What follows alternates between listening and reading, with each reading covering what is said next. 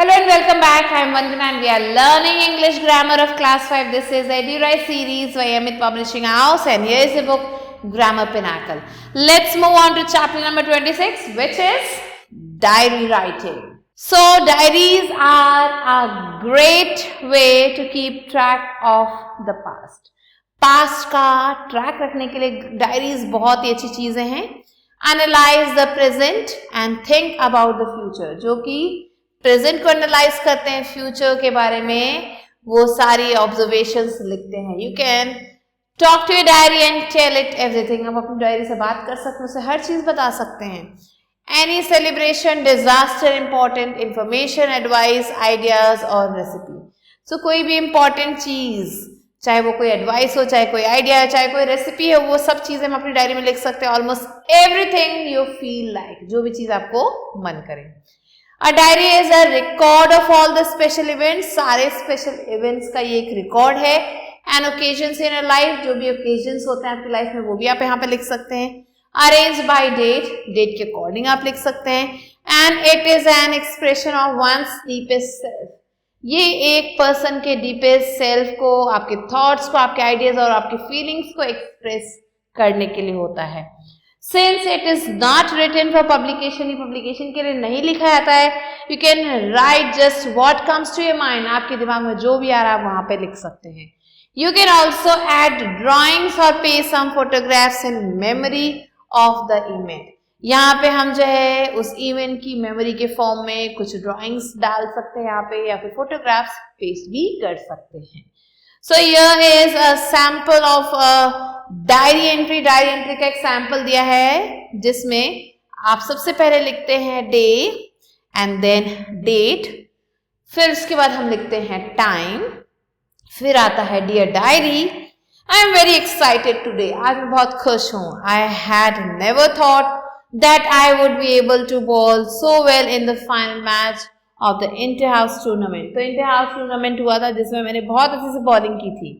I was sent to open the bowling for my house. Surya, the second ball of the first over gave me my first wicket.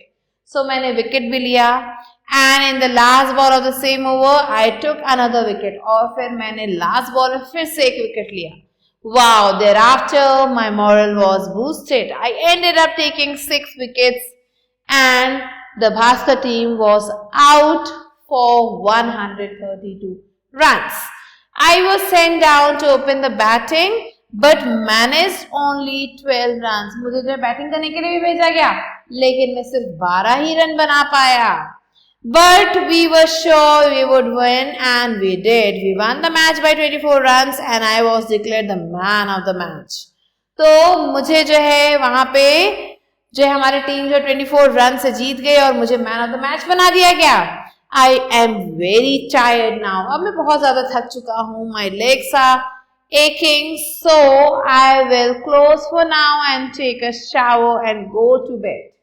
अब मैं ये diary यहीं लिखना बंद कर रहा हूँ. अब मैं नहा धो के सोने जा रहा हूँ. And लास्ट में आपने लिखा गुड नाइट अंकित. आपने अपनी डायरी को गुड नाइट बोला और अपना नाम लिख दिया. So let's do workout here. Now attempt writing diary entries for these topics. यहाँ पे कुछ टॉपिक्स है उनके लिए आपको डायरी एंट्री लिखनी है. पहला है write a diary entry describing what you are most afraid of or that which is making you anxious. ऐसे किसी चीज के बारे में लिखिए जिससे आप काफी ज्यादा डरते हैं, जो चीज आपको एंग्शियस बनाती है.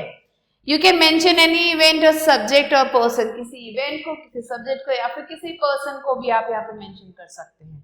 So this you have to do.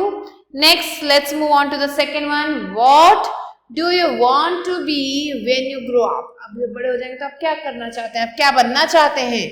What are your dreams? आपके सपने क्या हैं? Share your feelings and aspirations with your diary. अपनी feelings को, अपने aspirations को डायरी के साथ जो है share करें. So this you have to do yourself, and with this we have completed the chapter. I hope you understood it. I'll be meeting you soon with a new video and a new chapter.